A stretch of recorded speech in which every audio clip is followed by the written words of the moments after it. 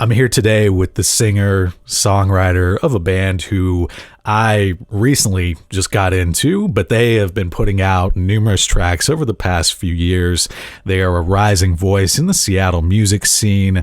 This band I'm talking about is Black Ends, and today I'm honored to be speaking with their singer-songwriter.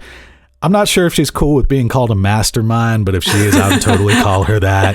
Nicolle Swims. Thank you. Thank you for coming on and talking here today. Thanks for having me.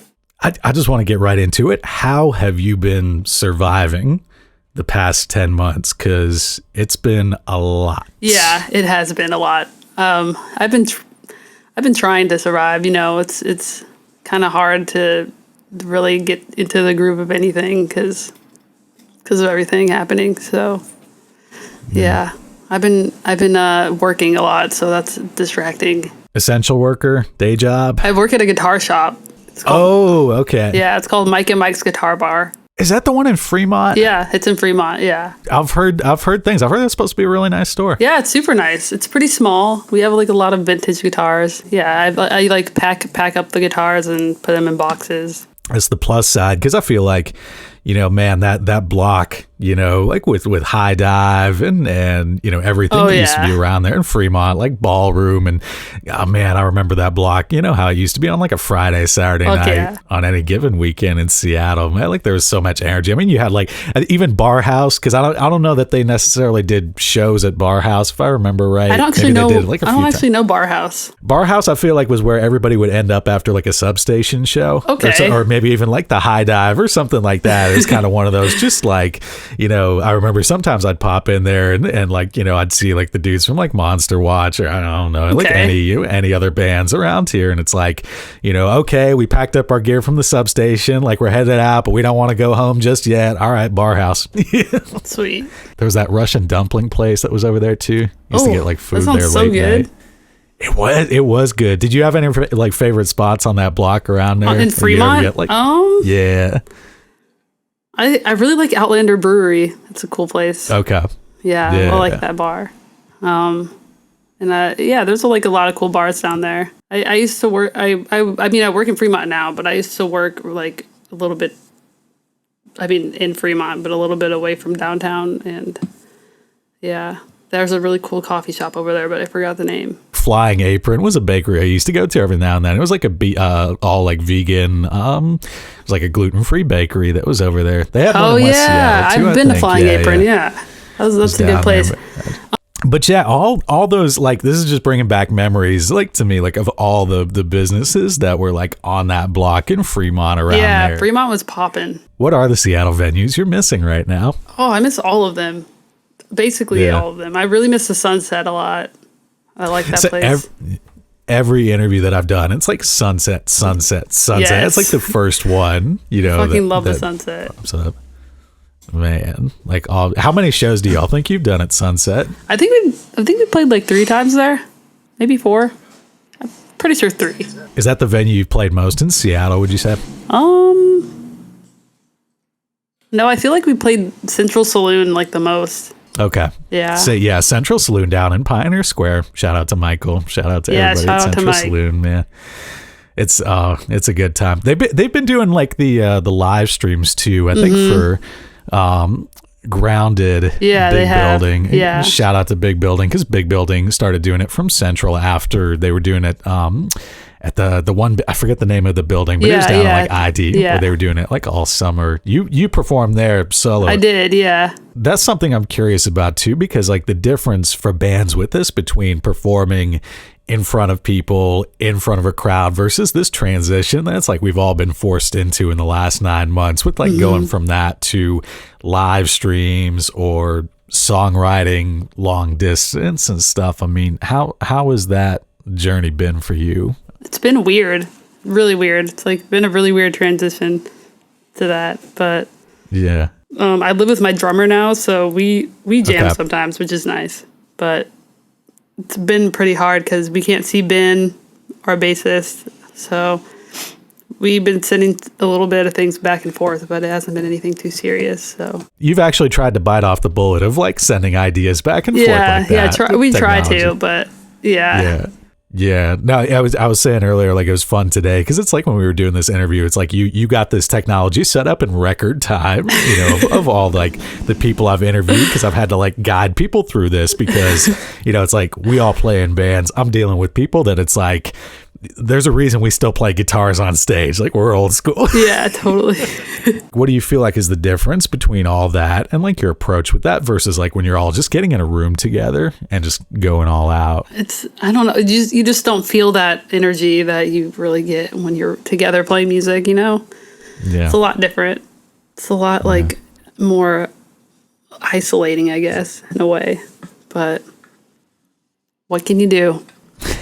You really can't. We can't do anything, so it really sucks. You could just put like a subwoofer up to your like just put a subwoofer right next to you so you could just try to feel the vibrations. You know what I mean? Where it's like, you know, yeah, it's like you're in the high dive or something and you just go right up next to where the subs are at or something like that in a big club. Then like that's the feeling that you miss with like headphones and stuff like that.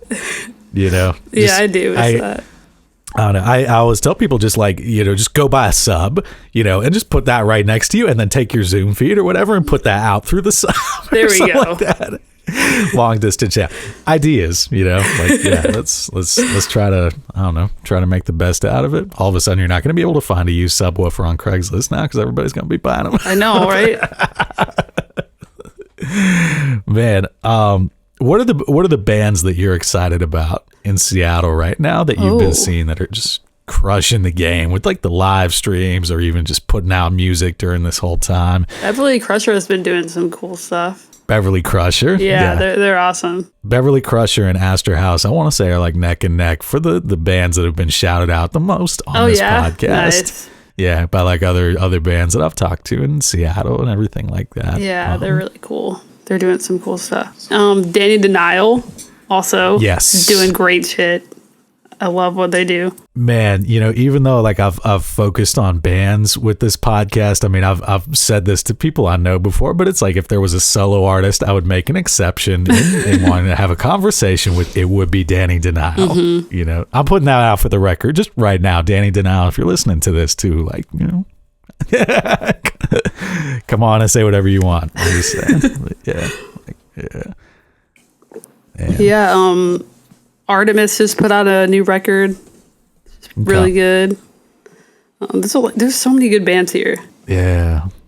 Antonioni moved away, but they were doing some cool stuff. They're in Oklahoma now, if I'm not mistaken, or based out of there. I know. It's such a weird thing with that now, though, too, because, like, you know, with bands, it's like, you know, you put your music kind of out for the world on all these streaming platforms and everywhere else like that. And it's kind of like, you almost feel like you've created this entity that's just like floating above wherever you happen to be at, you know, in any which time. Because I know you've lived in a number of areas, you know, like you went to, if I'm not mistaken, you went to college in Idaho. Mm-hmm. You lived in Alabama for some years after that. And man, but musicians, to me, like, we see the world from this interesting perspective because you live in so many areas. I mean, how has that experience of just living in all those areas sort of informed your outlook on not just making music, but all the differences and similarities in some ways with different parts of America? Yeah, it's really eye-opening, honestly. You just see a lot of different things and meet a lot of different people. Alabama's a lot different than Seattle, and the people are a lot different than Seattle, actually. But it doesn't really have an effect on my music, I don't think, but it definitely has an effect on like the way I see the world. Were you in lower Alabama too, or more towards? I was in Huntsville. Okay. Yeah. So you're like up north, almost to Tennessee, like around that part. Because I used to drive from Tallahassee to like Nashville, you know, and like that drive would take me all throughout Alabama. I've probably driven across there like 20 times. And it's like, I knew my old boss's family was all from like Dothan around there. So they'd always just tell people that they were from LA, like lower Alabama. Yeah. That makes sense. If I'm not mistaken, I mean, you were already working on some of the ideas that were the genesis of Black Ends when you were in Huntsville around there. Yeah, back when I was living there, I had like basically already like knew what was going to go on the EPs and everything before I moved to Seattle, and I just needed a band to complete that, you know. is why I call you the mastermind of this whole thing. So it's like, all right, it's the genesis, gels from there, man. I mean, that's singer-songwriters tend to be the center of gravity, and that's like your prime position to get a band going. You got ideas and you just put them out there, and it's like, all right, what do you think? Like, want to get on board with this? Yeah, totally. It's cool. I mean, and how was that process for you of just, working with them? Because when I listen to Black Ends, I mean, to me, it's like, it's a very cohesive sound.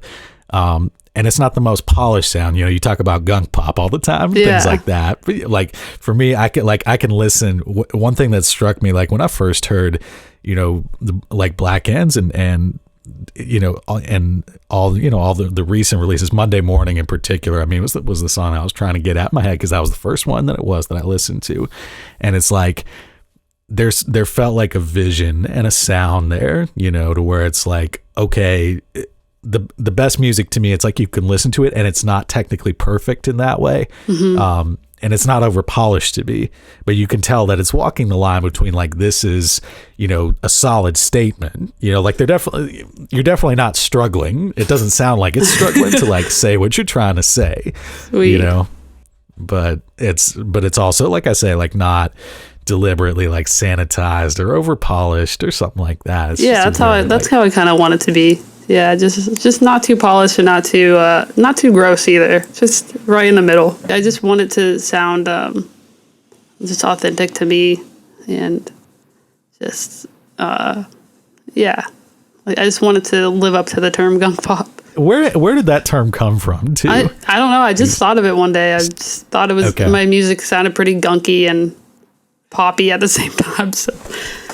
So gunk pop just came to mind. I mean, you talk about growing up, feeling like very isolated and out of place, in some of the places you lived and going from that journey of, you started playing out saxophone, if I remember. Yeah, I did. Yeah. How did you know that? That was, I do my research. That's what I do. Yeah, saxophone. I did start playing saxophone when I was like, I think I was like 10 or 11.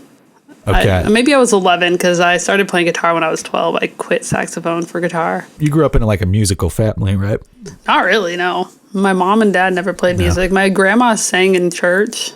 Okay. Yeah. And my sister plays drums, but we never, like, I don't know. I guess I'm like related to Chuck Berry by marriage, but that's not really anything. So there's not really a lot of musical things in my family. Growing up, like, I mean, where I grew up in Miami, a lot of kids like that either got into music, they got their start like either in the school band programs or like, they play music in church and stuff was like another big one with people that I grew up with. And then it's almost like sometimes, you sort of learn how to play an instrument like that. And then it's like you rebel and go off and find all this other, crazy stuff. And start your own thing around that. I mean, did you have an experience like that growing up? I mean, not really. I just really I always just wanted to play guitar. I just remember picking up saxophone, I started playing music by being in band, and I knew I liked music and I wanted to do something with it.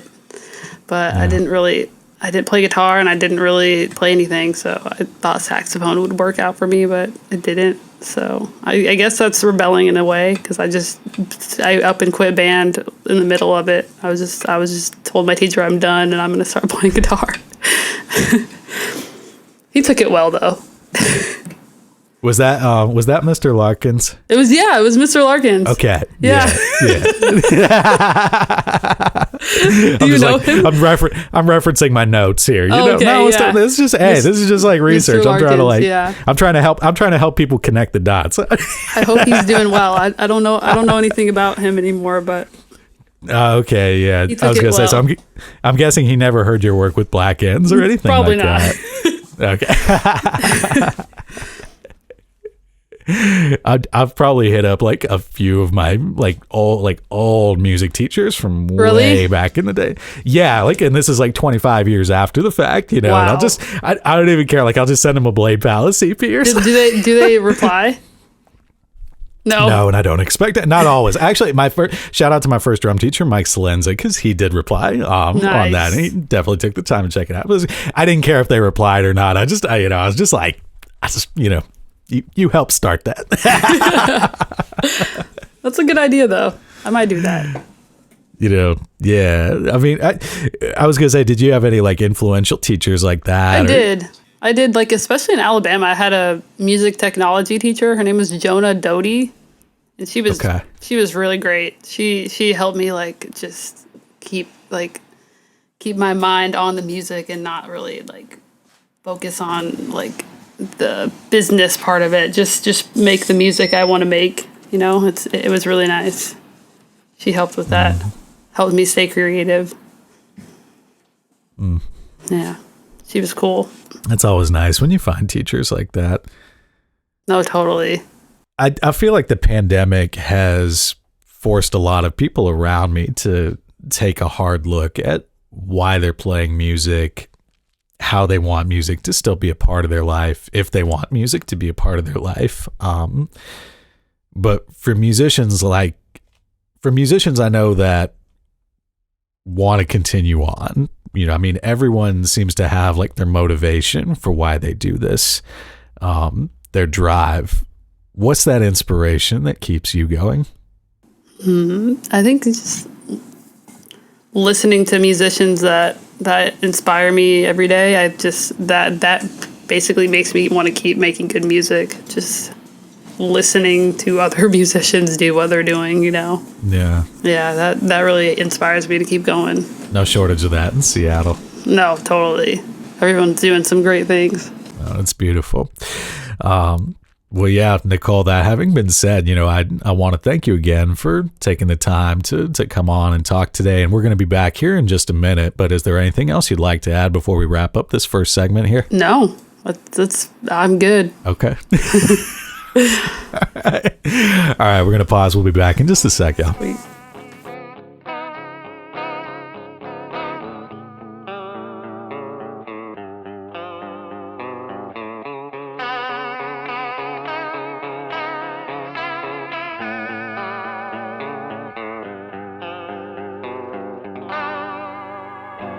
Monday morning, I become a star.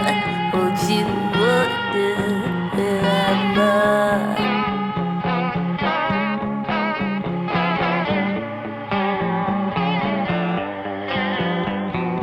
Newsday turning, I become the rain, making funny faces at your pain. Can't you move over? You died on another day. Can't you move over? You died on another day.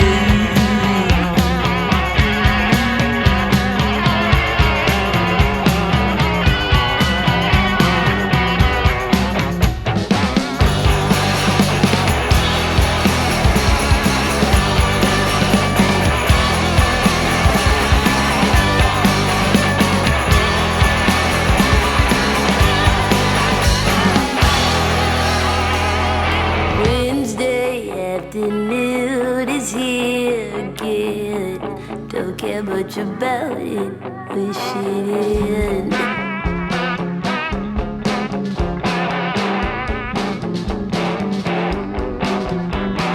Thursday afternoon, I'm in a fog.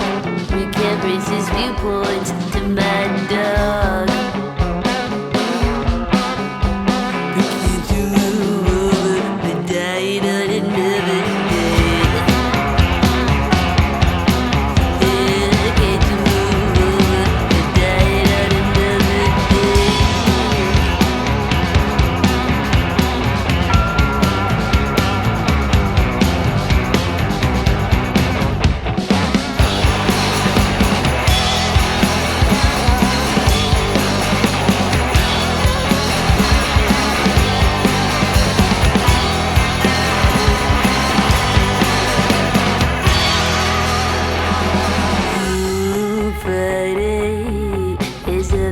talk about.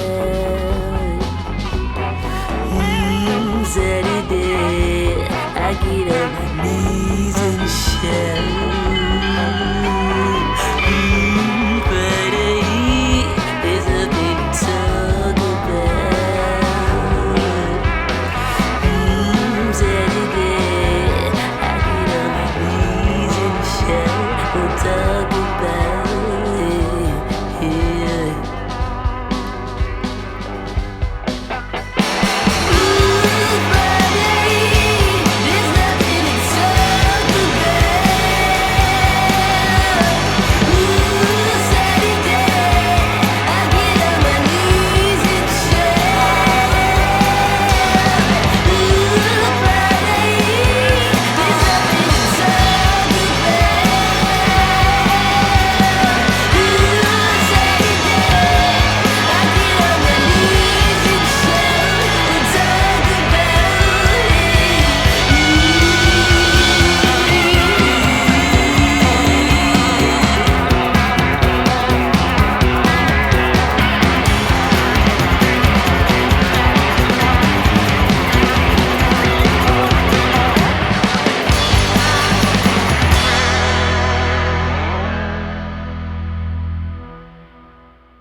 The band is Black Ends, and that song is called Monday Mourning. And you could actually find that song. I just added it to the Raised on Rhythm playlist on Spotify. So you can look it up on Spotify, all the other streaming sites.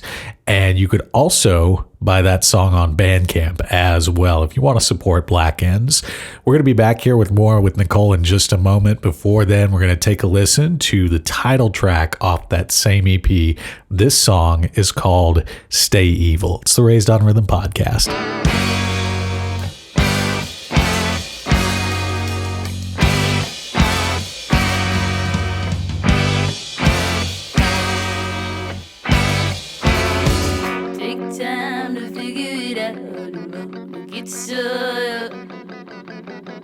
Make sure he's only asleep in your dreams to get evil. Stay evil. Stay evil. Stay evil. And get evil. I'm not paranoid. I'm not paranoid. I'm not paranoid. Get soiled.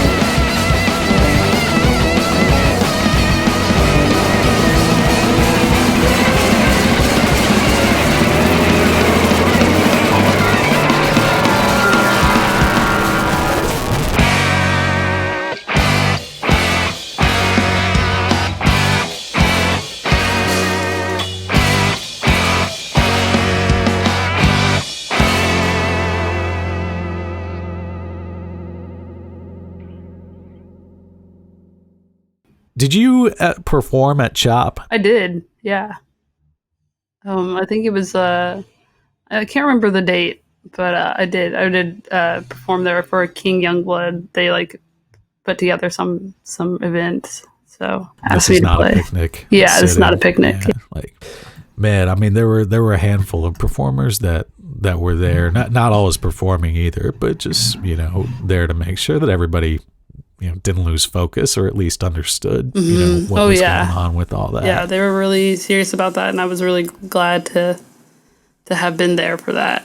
That was unfortunate to me that even had to be a thing, because it's just like, I'm going down there and it's, you're looking at everybody. I mean, I felt like this was a lot of the crowd that I used to like drive around an Uber on Saturday and Friday nights and stuff like that. But like, you get everybody just like sitting around drinking White Claws and stuff, like broing out. Yeah, it's not Coachella. Yeah, it was like Coachella. Yeah, it was like Coachella. Yeah. And it's just like, what the fuck, Yeah, it was bad. That was the one side of it. And then there was the side of it with just the media narrative that did not help in all that, because you had like every reporter like parachuting in from like New York or Atlanta, trying to like get the, they even had, I remember an MSNBC producer that quit in protest over that and some other things, but she was literally saying, she was doing an interview with, Yang Speaks podcast. I'm blanking on her name. I apologize, but she was a former producer with MSNBC, and she was talking about how they literally would not go live unless there was an issue.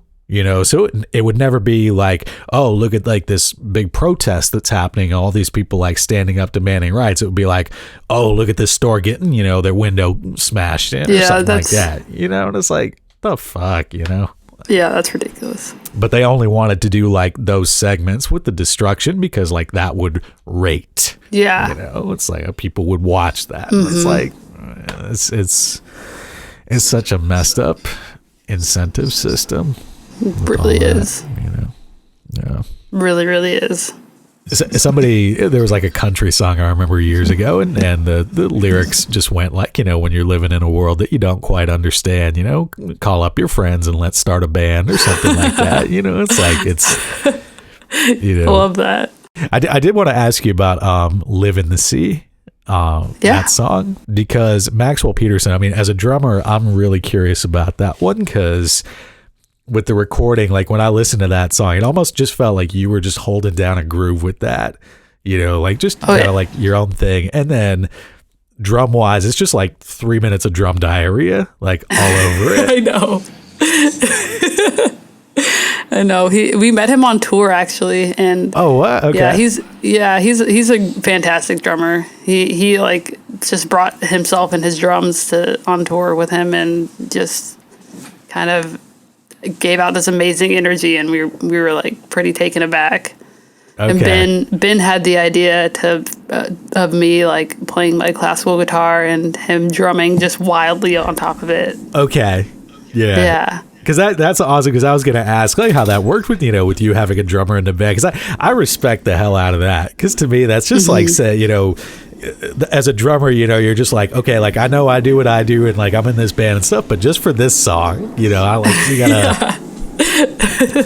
gotta get this guy in. It's still my band. Yeah, totally. Did you ever do it live or attempt to do it live, I guess? No, we haven't done it live yet. What? I really want to try. But we haven't been able to practice, so. Yeah, I was gonna say, do y'all? I mean, I'm guessing Johnny probably wouldn't do the same thing Maxwell would do, but he probably wouldn't. But it would still be cool just to see it, like an attempt of it or something like that. Totally. Because I always say that, like, having drum diarrhea all over a song like that, it's not the kind of thing that you're gonna listen to necessarily. It's like, but like, you're like, if you want like a drum beat that's like pleasurable to listen to, that's where it's like,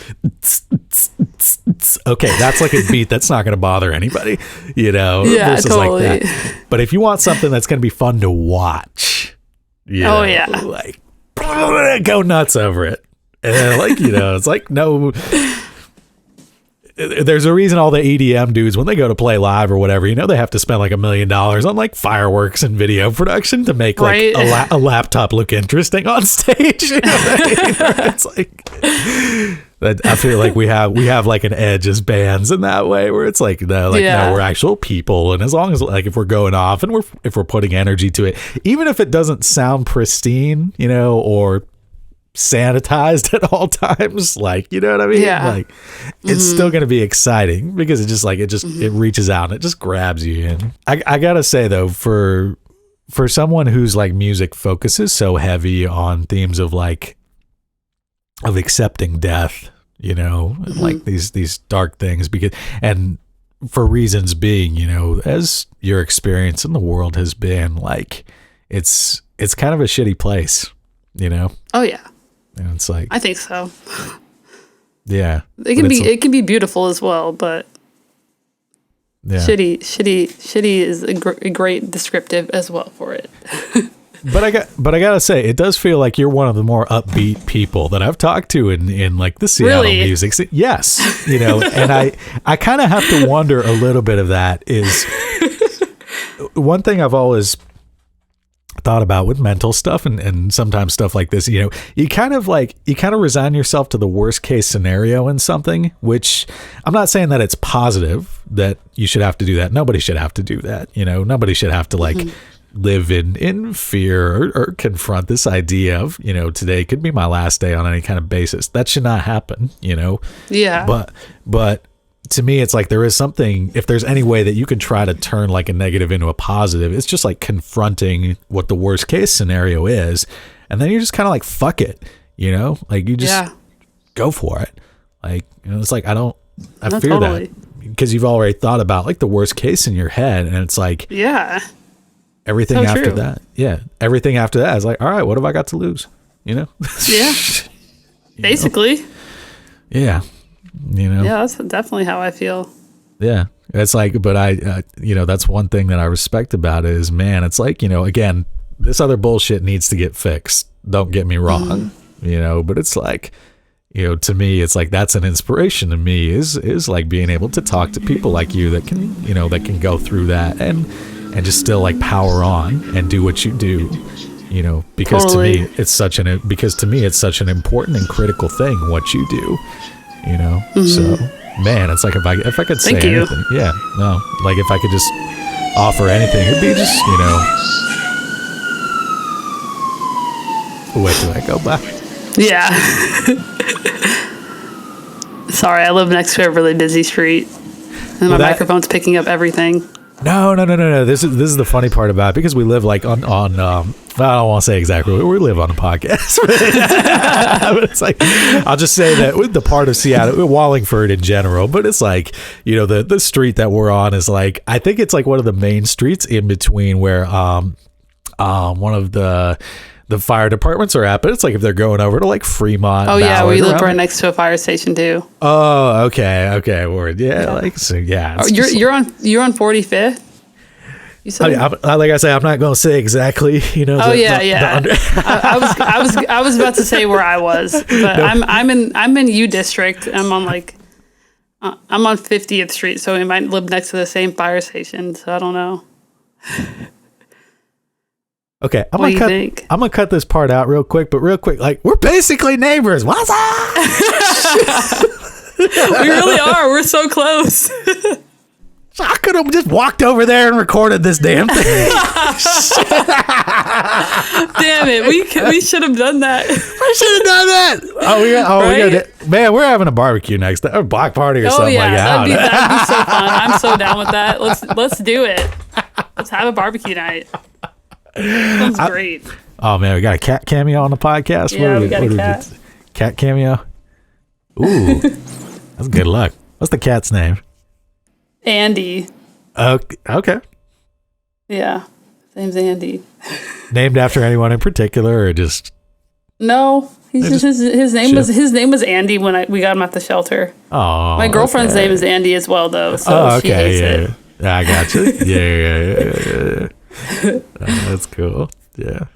Shout out to Andy if you're on the podcast. Shout out Andy. What's the cat want to talk about on the podcast? I don't know. What would you like to say?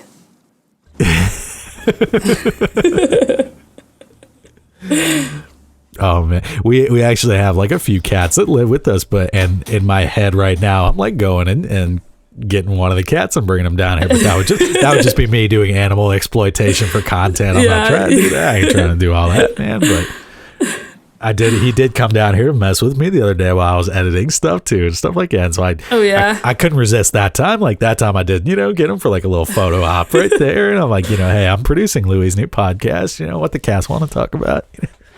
What's your favorite Blackened song? Blackened Monday Mourning was initially the first one. That was the one where it's like, how it's like sometimes they say with like the first, it's really all about like that intro, like that first line, any song. It's like, okay, I don't know a band, I haven't heard of them before, but it's like, all right, play me something. I feel bad in a little ways that I am that way, but it's like I'm not going to deny my human nature. I think that's just how a lot of us are, Yeah, no, totally. When we hear new music, but so that's like the thing. It's like, okay, you got like with any recording, it's like you got 5 seconds to grab me. You know what I mean? It's like, but when I started playing Monday Mourning, that's what like. If you were to play that song to anybody, it's like I could play that song to anybody, and it's like, okay, like that, that first little bit just grabs you, and it's like if you're not, you might not still be into it because it's just like maybe it's not your thing or whatever. Like that's cool, but it's not going to be a fault of the recording, It's yeah, totally. That's awesome. That's a struggle I feel like a lot of bands go through too, because you're trying to put yourself and your art out there, and it's like, you want it to be a certain way, but then again, that's the battle between like, what you want to do versus like having something that you can present to other people, and actually have them like reeled in that way where it's like, you want to just put that epic like 60-second, intro of noise or something like in it, but then it's like totally you got somebody else. It's just like having to like tap your shoulder like, hey bro, like just you could put that on the next song, but just like, just give me one where I can actually present this one to somebody and be like, all right, here's what's up. And it'll grab them in like that first like 3-5 seconds or something like that, Sweet. Man, everybody goes nuts. I think trying to like strike a balance between that sometimes, I think so too. Yeah. That goes for big bands too. It's not just like, local bands, everything like that. Yeah. Local bands, I think it's even trickier sometimes, because you got so much you want to say and you got so much you want to get out, and you don't want to have to think about stuff like that. You don't want to have to think about like, well, how do I structure this to make it more presentable for somebody or stuff like that. And you do have people that push that on you too, and then you do it and it doesn't work anyway. So yeah, totally. That's like a weird balance. I was talking about that a little bit with Astor House, where it's just like, they sort of felt at some points like some people around them were kind of trying to push him in one direction or another with that. And then even when they did it, it's like, it didn't work. Yeah. All this, which drives you even more crazy as an artist, because it's like, well, I didn't even want to do that anyway. I just did that because you told me that was what was going to work, and then it didn't work. Now it's like, well, shit. Yeah, no, what's the point of that? And on that note, we can pause out of here if it's cool. Okay, yeah. And again, like I want to thank you for taking this time to sit down, talk about all this stuff today. And man, yeah, of course. When do you think next record on the horizon? Possibly. Ooh, I hope sometime next year, but it just depends if the virus gets better and we can get together and practice and record. Okay. But yeah. I'm hoping soon. We've released like a record every year now, so I hopefully we're going to keep doing that. Okay. Nice. Yeah. I hope. I love it. But yeah. If not, it might take a second, but I want an album this time, not an EP. I want an album out. So I agree. I absolutely agree with that. Mm-hmm. Yeah. I cannot wait. I cannot wait for that. And I will say any live streams coming up in the future, or just kind of staying put with that right now. I'm just gonna take it easy for now, just until I can play with the band again. Yeah. Yeah. I miss them. I like playing solo, but solo is not how I want it to be. man, it's such is the nature of bands, it's like it's more complicated to do, but I mean the sum is going to be so much greater than its parts, at least with any band. Yeah. I mean, that's the beauty and the downside of it, But, man, I can't wait for the day when all that's back. So again, me too. Nicolle, yeah, thank you so much for doing this today. All right. Thank you. Sorry I was a little bit boring, but nonsense. But that was really fun. Thanks for talking to me.